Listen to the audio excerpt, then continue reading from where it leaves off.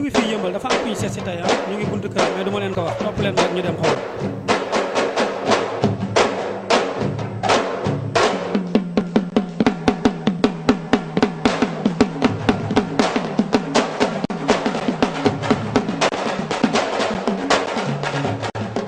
ñu ngi amaat mbégte di am kontaan di bëggee képp kuy soxoo Lambondo en Dakar seen émission Kaw Debout tey dañoo déplacé wu ñëw fii certifié ndaanaan certifié xale boo xamante ni maanaam def na lu nekk si lamb simple bu njëkk na dañu fi doon ñëw di seet si ay mbër mais tey dañoo seet si promoteur ñu gën koo xam si Ndong Inco Ndong Inco doomu séeréer la Ndong Inco doomu julóor la doomu Fatick la nekk na xale boo xamante ni boo demee mën naa ne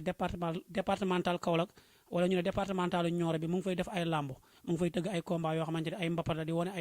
wane boppam di génne xale yoo xamante ni ligue simple bi lañ nekkoon mu ngi fay wane boppam ñëwagul nag Ndakaaru mais nag Ndakaaru mën naa ne fi lay daanee dooleem Leyti ñu ngi lay siyaar. waaw ñu ngi lay delloo ziar Siteu di delloo ziar le monde Dakar le monde à Dakar bon di gërëm ñëpp di gërëm mbokku amateuru làmb di nuyu aussi mbër yi di nuyu sama naataange promoteurs yi di la jaajëfal yow tamit di la naan la bienvenue. comme ni mu ko waxee di jaajëfal mbokk promoteur mi mais moom ligue simple bi la nekk wala ligue simple bi la nekkagum ñëwagul si ligue affaire fara bi xam naa après nañ waxtaan ak moom foofu doxin bi naka la ndax moyen bi daa jotagul pour ñëw wala dafa wóoloogal boppam léegi kañ nga dugg si làmb pour tëgg combat mbapat. bon maa ngi dugg si làmb décembre 2016 ci laa njëkk a tëgg benn tournoi ci dëkk bu ñu naan Foundiougne département de Foundiougne foofu laa njëkkee foofu laa dóoree avec une mise de 500 000 francs tëgg fa benn tournoi foofu Foundiougne laa tàmbalee. 2016 Foundiougne nga tàmbalee 2016 après Foundiougne ba nga pare si làmb ji dafa wane koppar wala da nga xam ne da nga bokk si làmb pour nga jàppale jeunesse bi noo def ba mu encouragé la ba nga gën a ñaaxu ba nga gën a dugg si làmb. waaw parce que làmb sama deret la xaw ma lenn lu làmb laa xam làmb laa miin ci laa yaroo ci laa juddu ci laa yaroo mu nekk sama deret kon bi ma demee ba nekk promoteur aussi parce que dama doon pratiquer lutte bi ma ko pratiquer ba si dem ba si yàgg si laa arrêté dem ne xaaral ma nekk promoteur parce que am na samay morom yoo xam ne wala samay rakk yoo xam ne il faut ñu may leen chance pour ñu mun a feeñ parce que ñun amuñu woon chance boobu léegi man xale yooyu moo tax mu bëgg leen a may chance pour ñu mun a feeñ mun a dimbale seen i bopp dimbale seen i waajur ci làmb moo tax moo ma gën a poussé ma dugg si promoteur pour génnee xale yooyu pour mun leen a indi Ndakaaru. pour mën leen a indi Ndakaaru ba nga jógee foofu sa làmb jooju ba nga fa jógee da nga amaat courage pour continuer courage boobu ndax da ngaa xool pare sa làmb ji xaalis bi génn wala nu mu demee noonu. non parce que boobu làmb jooju mun naa ne c'est une réussir naa ko. ndax li ma ko mooy réussite bi mooy que le pari bi ma pari woon mooy que pari boo xam ne organisé àdduna yëpp ñëw fekkee ko te bu ma ko organisé àdduna yëpp ñëw nañ fekkee ko am na lu mu relevé au niveau de Foundiougne am na empreinte yu mu marqué au niveau de Foundiougne ma gën a am courage aussi ci la pari jàll Passy tëgg Passy aussi Passy bu ma fay tëgg dama leen ne les 10 premiers lutteurs man maa yor seen transport. mbër yi njëkk a dugg si yaa leen di jox seen passe aller. waaw maa leen di jox seen passe mu ñu gars yi ne ma ne leen waaw 10 premiers lutteurs yi njëkk a dugg si làmb ji man maa leen di jox seen transport. après bi ñu jógee foofu Passy aussi si lañ dugg Ndiafat aussi bon macha allah aussi bon toujours bon réussite baa ngi fi parce que di nga organiser àdduna gi yëpp ñëw bëgg li ngay def waaw kon réussite am na foofu problème mu nekk métti na ndax xaalis ba ngay dépenser la te xaalis boobu ngay dépenser bon pour nga jot ko c'est très difficile mais ce qui est l'essentiel est que na nga ñëw organisation bi nga organiser su jàmm mu jeex ci jàmm ñëpp ñibbi si jàmm doo yarul kenn bor. ay partenaire nga si doon àndal wala da nga doon dem sa doole bopp. waaw ba may débuté man kese la woon mais comme Sénégal moo demee noonu booy tàmbalee yow kese lay doon mais boo demee ba si yàgg dina am ñoo xam ne xëy na mun nañ ñëw dugal si seen loxo mais dugal loxo boobu mooy ko ay partenaires mooy ay sponsor bi ma si njëkk a am mooy sponsoru Rani par la grâce de sama benn xarit bu ñu naan Sayer Sarr di ko nuyu de passage. Encore amaat Pastami aussi bon par la grâce aussi de son DG actuellement DG NMA mooy Pape Modou Diop maa ngi lay nuyu aussi Papis Amar di la nuyu bu baax a baax ñooñu ñoo ma njëkk accompagner si làmb ba ma si jógee aussi bon dinaa am ay yenn ñoo xam ne da ngeen xamante ak ñoom ñu ay lettre de soutien ay parrainage consort la loolu da siy bokk mais jusqu'à présent amul kenn koo xam ne aussi yëkkati na benn appui boo xam ne mën nga ko jox Ndong Enco pour mu organiser ay làmbam donc ENCO mooy débrouiller de ses propres moyens pour arriver fi mu bëgg a yegg. fu mu bëgg a yegg comme dégg ngeen ko noonu la ko waxee mais est-ce que CNG yéen a ngi ci yëg seen bopp yéen ligue avec simple bi. waaw CNG bon mun naa ne benn côté mun naa ne waaw beneen côté bi ma ne déedéet te côté bi ma ne déedéet côté boobu laay gën a appuyer mooy que parce que tey dañoo jël làmb lutte avec frappe favoriser ko ba jël lutte avec simple nasaxal ko ba tey CNG boo seetloo bu ñuy waxtaan sax seen waxtaan yëpp ci mbirum lutte avec frappe la ñuy wax duñu wax ci lutte avec simple te tey defe naa ne Sénégal fi ñu toll nii bu ñu naan suñu cosaan tey lutte simple la ndax si lutte simple moom la ñu moomal suñu bopp. leneen lu ñu fa munti bokk aussi mooy que lutte avec frappe bi boxe la plus bëre simple bu ñu jaxase te boxe moomuñu ko te tey lutte avec frappe gisuma fu ñu ko mun a importer yóbbu ko si extérieur bañ nañ ko ba CEDEAO lutte simple lay xewee drapeau chef d'état lutte simple la à part ça lutte olympique moo fi nekk olympique lutte simple la doon kon tey ñoom seen bopp lu ñu munoon di def tey balaa ñuy même lamb bu doon ubbi tey li ñu waroon a def en premier temps woo les promoteurs de lutte simple woo askanu lutte simple waxtaan ak ñoom bu pare ñooñu joxe seen avis ñu door a jël li nga xam ne mooy lutte avec frappe bi mais peut-être que ñoom c'était côté commercial la ñuy gis parce que gis nañ ne lutte avec frappe bi moo ëpp xaalis moo ëpp rentabilité ñoom loolu la ñuy gis waaw. ñoom loolu la ñuy gis mu mel ni comme nu ñu ko defee ci Pa Abdou Fall ñoom ñu taxawaloon combat avant corona bi ba corona bi amee dañ leen a woo ñu jox leen seen xaalis ñu remboursé leen ligue simple bi tamit avant corona bi am na dëkk ñu dégg ñu ne waroon nañoo tëgg mais bañ tëjee lépp luy xeetu ndajaloo yooyu est-ce que ligue simple bi ñooñu jot nañ seen xaalis. ah man de jotuma te man amoon naa si benn gala boo xam ne le 13 juin la waroon a doon mu nekkoon sargal Babou Ngom le tambour major maa ngi koy nuyu de passage parce que moo ma dalal ba may ñëw si làmb fu ñu métti woon na lool moom moo jël engagement am ñëw indi ay xalem tëggal ma ba làmb ja jeex moo ko mbayang lum ma ne nag comme am na foo xam ne nit ki ba ngay ràmm booy demee booy taxaw war nga fàttali ko fa nga jóge ma ne naa dellu Gandiaye defal ko journée dem defal ko benn journée boo xam ne sargal Babou Ngom lay doon parce que man du ma sargal nit kuy dund lay sargal du ma sargal ku dee parce que boo xaaree ba mu nit ki génn nekkatu fi yàlla na yéex yàlla na gudd fan loolu baabu mais Sénégal dañoo tàmm ñun balaa ñuy fàttaliku nit ki mu nekk moo xam ne nekkatu fi man damay bëgg di fàttaliku nit mu fi nekk njabootam fekke ko askanam fekke ko moo taxoon ma waajoon le 13 juin boobu à Gandiaye mais finalement après bu mujjee corona bi mujjee ñëw impacté ñu préparé ñu ay affiches parce que ñun dem nañ ba dépassé valeur bu 150 000 francs yoo xam ne ay affiches lay doon ci wàllu lutte simple avec aussi ñu tuddee woon ko le maire de Gandiaye di ko nuyu mooy Pape Songe Diop moom la ñu tuddee woon drapeau boobu ba ñu def suñu affiche yëpp taxawal ñu ne corona ñu toog di xaar bu pof mu ngi nii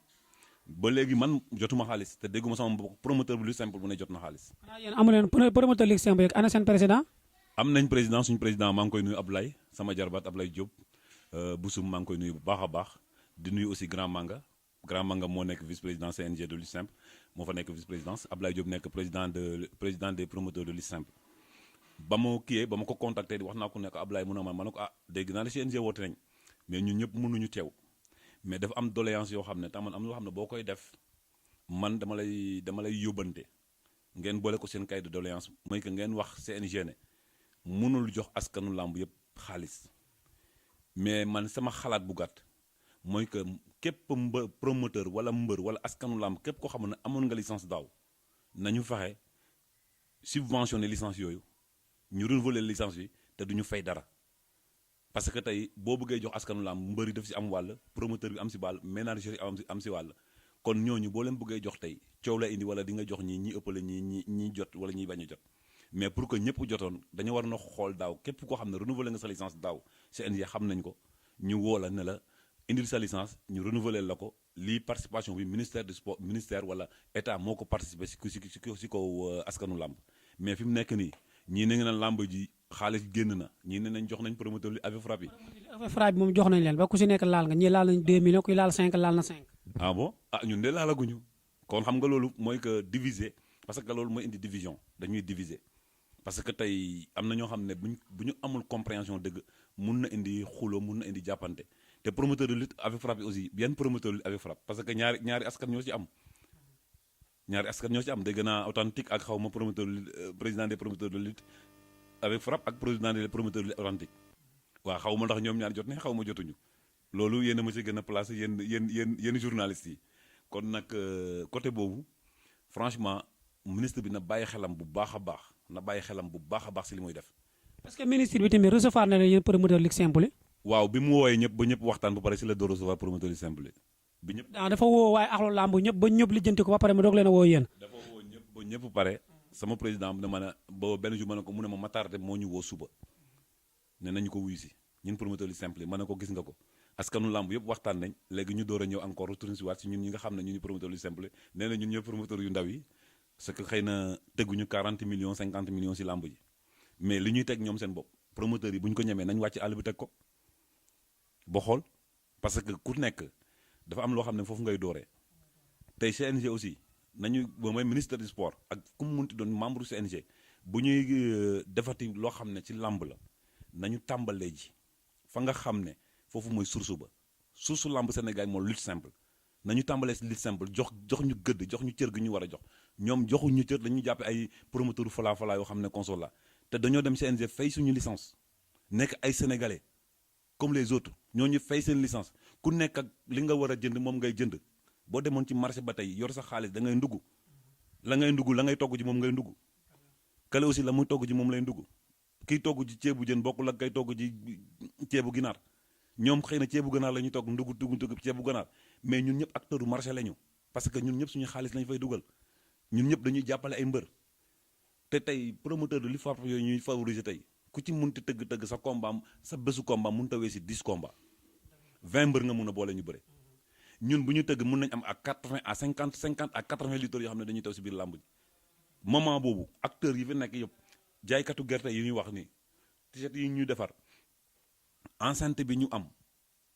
ak dëkk bañ koy tëggee ressource boobu ñu apporté ak déjà concentration bi nga xam ne askanu côté boobu la ñuy concentré bu kenn du ci tal def lu ñaaw wala wax lu ñaaw nañu xool si loolu xam ne lutte simple mooy base u lutte mooy base u Sénégal ñu jox lutte promoteur lutte simple yi cër respecté leen. est-ce que du yéen ministre Matar Ba yéen lu waaye ligue simple mu gën see bay waaram par rapport ak nu muy xaw boo xam ne boo ko gisee rarement ngay dem si ligue simple fekk fa ministre Matar Ba mu toog fa di xool di seetaan mais boo demee si ligue affaire fra bi da nga ko fay fekk loolu est-ce que tamit laajul beneen jàngat. non parce que loolu man li ma si jàng mooy que Sénégal mooy que politique la ñuy dundee te loolu yëpp c'est une politique dañ koy politiser ba tellement que promoteur mooy ki ministre bi bëgg na à chaque fois fu mu teew télévision na ko jaxaral wane ko te loolu moo dul liggéey ndax nit ki boo nekkee njiit da ngay tëddee njaaxaanaay tey lambu dóor am na Dakar lambu lu simple am na ngay waxeem wala am na yaayam wala am na pasi au moins nga am jox nit ñi cër jox nit ñi àq parce que man mii de wax ak yow Matar Ba mosuma ko gis ci lambu Foundiougne mosuma ko gis ci lambu Passy mosuma ko gis lambu Sokone mosuma ko gis lambu Ndiafat àll bi mosuma dans la région de Fatick peut-être Fatick centre-ville laa gis lambam mu dem foofu xëy na benn lambu Latmingué boo xam ne déplacé wu nañ dem foofu ak boo xam ne Yékini ko organisé woon ñu dem foofu parce que am na seen benn mbokk de parti bu ñu tuddee drapeau bi pare ne ko drapeau bi ñu dem foofu pour télévision bi wane leen amoon na aussi la visibilité de la télévision te am na loo xam ne ñun aussi tey ñun promoteur li simple dañu organiser une journée boo xam ne yow da ngay tàmbalee lamb 20 heures dem ba minuit kooku benn télévision mënoo fay télévision bu la ko defal direct mun ta nekk mais ñoom seen bopp mu ñu bëggee ne ñun lamb duñu dem rek tant que amul télévision bu mu ñu mën a wone duñu dem foofu kooku man je suis désolé reconnaître ma leen gisuma seen njëriñ kon. gisoo si leen mu mel ni ministre de tourisme moom tamit comme que lambo affaire de art ak cosaan la moom it gisoo moo gën a ñëw suqali benn côté si lamb. non ñoom jéemuñu dara ministre du tourisme yoo ministre de la culture yoo ministre de la jeunesse yoo jéemuñu tous parce que ministre de la jeunesse mooy que jeune lamb ay jeunes la composé ministre de la culture lamb culture la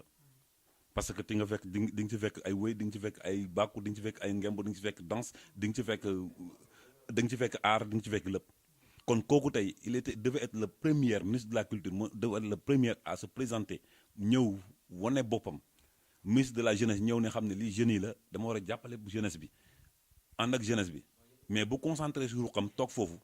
kooku kenn xamul ban man reconnaître ma fonction wala moom si boppam nañ ko nommé loo xam ne xamu ko ministère du sport aussi nag góorgóorlu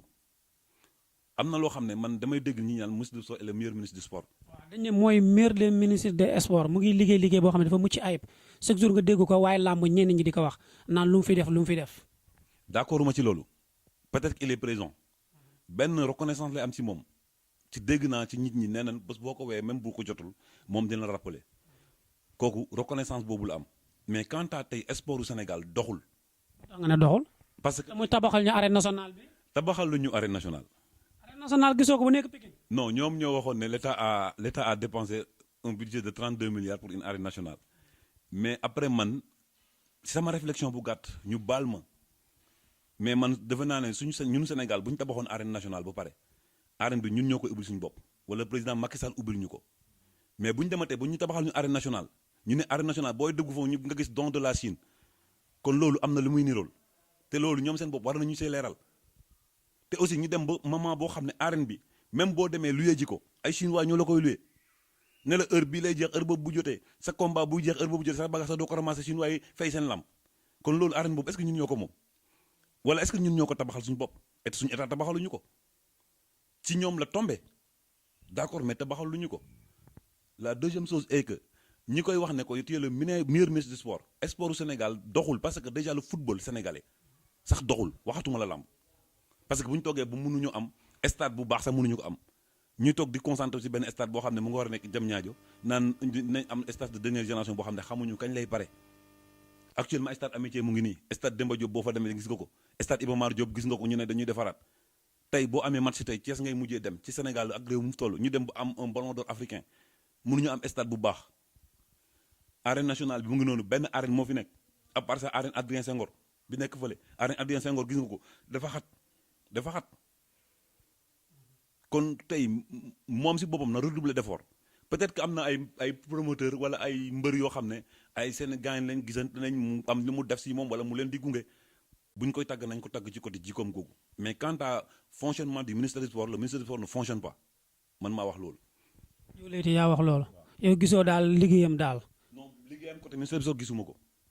côté amicalement comme sénégalais ak sénégalais ay copains console la doomu adama ko ama ku yéeg nit la. parce que dañoo gis tamit benn affaire mbër moo si dépp micro rek maan la ministre Matar Ba sama xarit la ministre Matar Ba maa ngi moom du làmb moo ñu boole du nanga moo ñu boole mais est-ce que tey bu ñu ba cadre làmb jot waruñoo taxaw su wax lu am si jafe-jafe làmb. non Sénégal la ku ëmb sa sànqal nga ëmb kër Sam loolay Sénégal parce que tey une fois que may dem si Matar ne Matar sama gaan dañu jëf am lu ñuy jëflante mënatuñu maa joxoñ micro ba mu wax Matar Ba te loolu man je vois que c'est de l'hypocrisie parce que nit ki nu mu munti demee boo ko bëggee gunge si li muy mission wax ko dëgg bi te yàlla rek tax même bu lay jox ay milliards wax ko dëgg te yàlla tax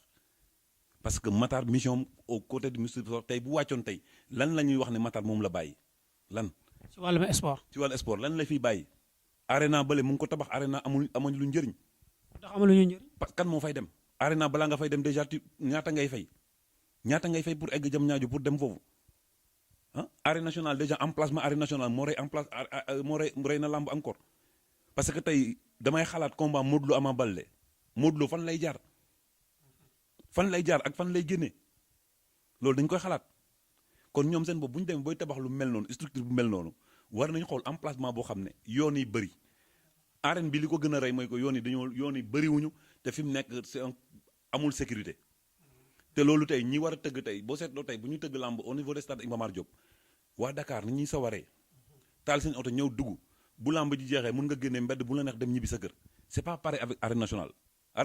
tu cours de 1000 risques pour nga egg sa kër wala pour nga ñëw foofu te loolu ñu war nañ ko xoolaat bu baax ba wala ñoom seen bopp ñu essayer jeune ba nekk foofu ñu defar ko ba mu baax moo gën waaw. mel ni arène nationale wax na comme lu mu wax rek arène nationale benn yoon la fu mu nekk ñax yi wër nañ ko mbarax mi ndox mi gis nañ lu fa am yéeme na trop mais avant loolu léegi dañuy dikk su président Alioune Sarr dem na andi na fi bira lan jàngat nga yow nga gis ne président Alioune Sarr def na ko si mandat mi avant muy wàcc lu la marqué yow. bon président Alioune Sarr ñun dañ koy jaajëfal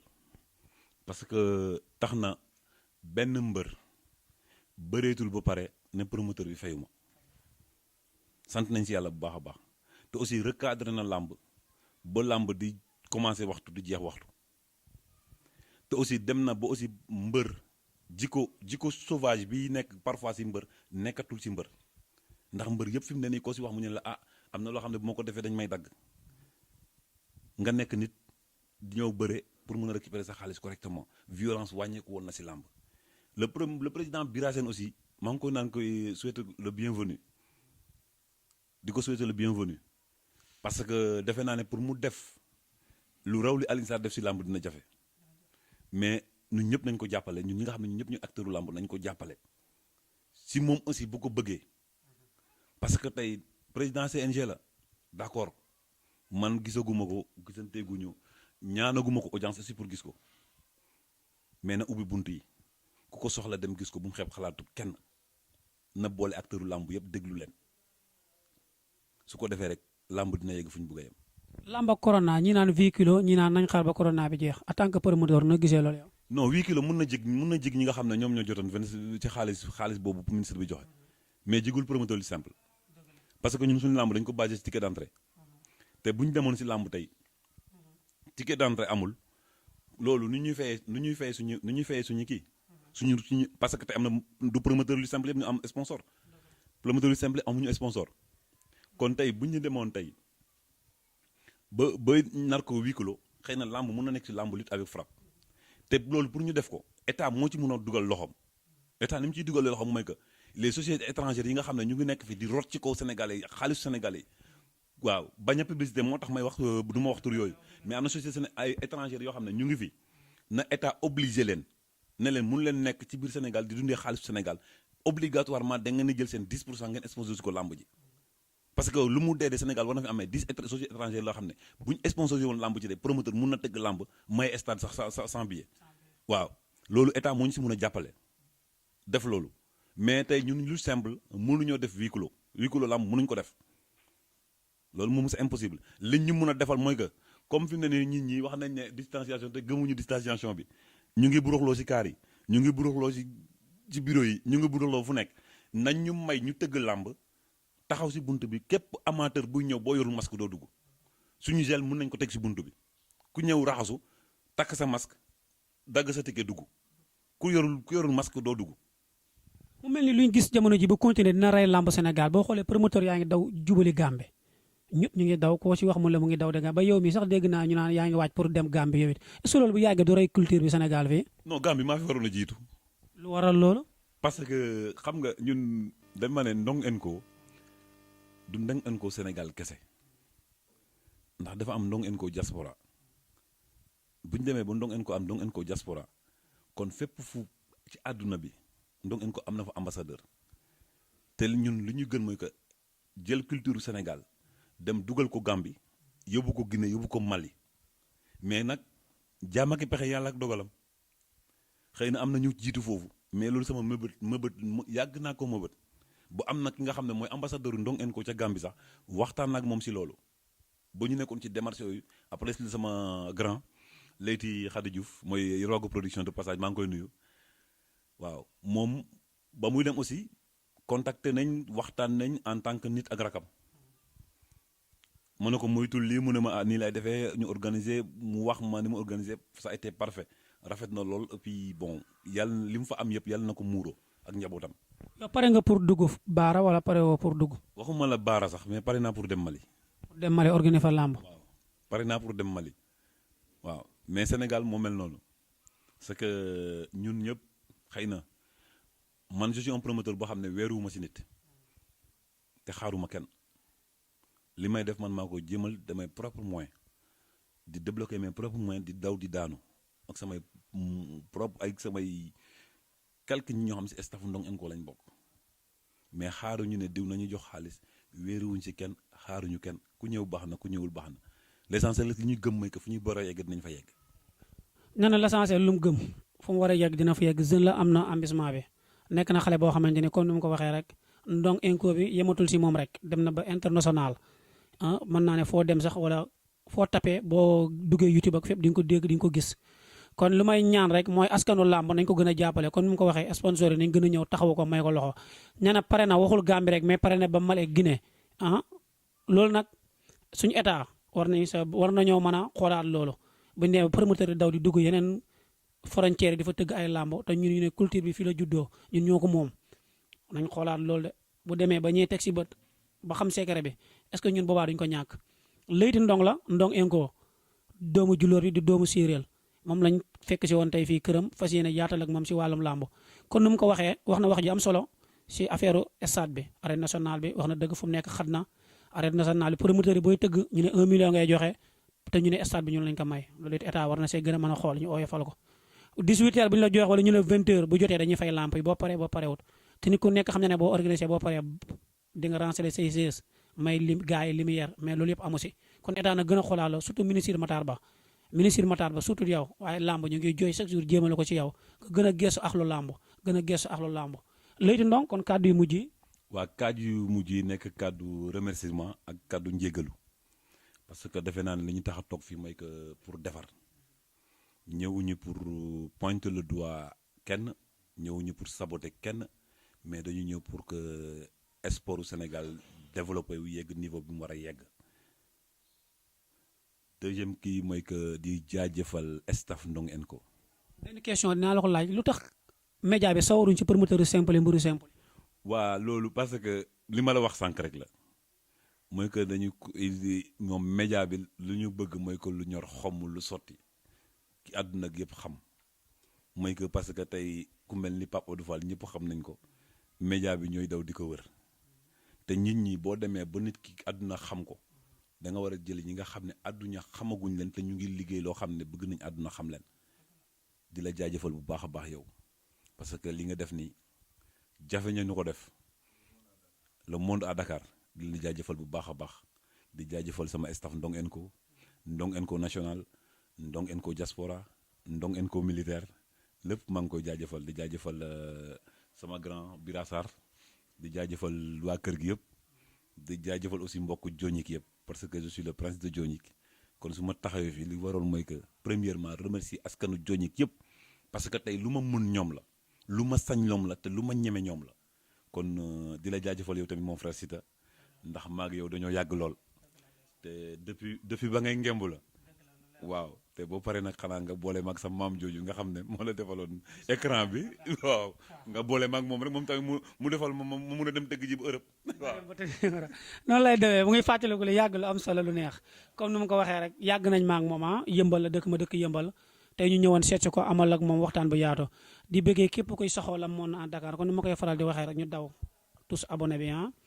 di ko seetaan lu wàcc ñu fexe am ko bañ ma leen koy partagé am na ñoo xam ne nag al fa mu tudd seen tur tey ku ci mel ni Cheikh Omar Bara Sarr borom Touba borom xayra borom janatu kooku sama wëllëre la sama xarit la daf may ñaanal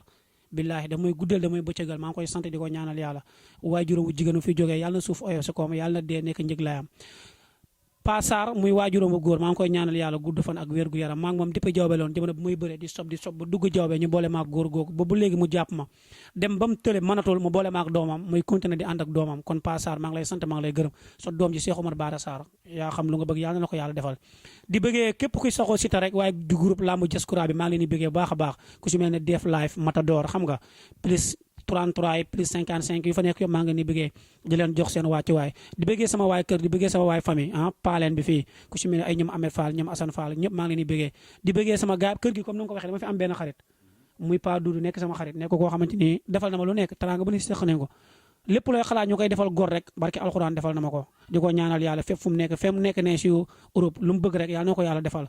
ak laateel amoon naa yéene nag fekk fi soxnaam tey moom Pa Doudou sama nit la sama wóolëre la kon ni ma koy faral di wax dama koy ñaanal yàlla moo xam lu mu bëgg yàlla na ko yàlla defal yàlla na demaat si jàmm ñëwaat si jàmm comme ni mu koy faral di defee rek di bëggee waat képp kuy saxoo la moon en Dakar rek ñu lay siyaare di leen joxaat beneen rendez-vous ak beneen numéro ak beneen promoteur incha allah wala ak beneen mbër si kàttanu yàlla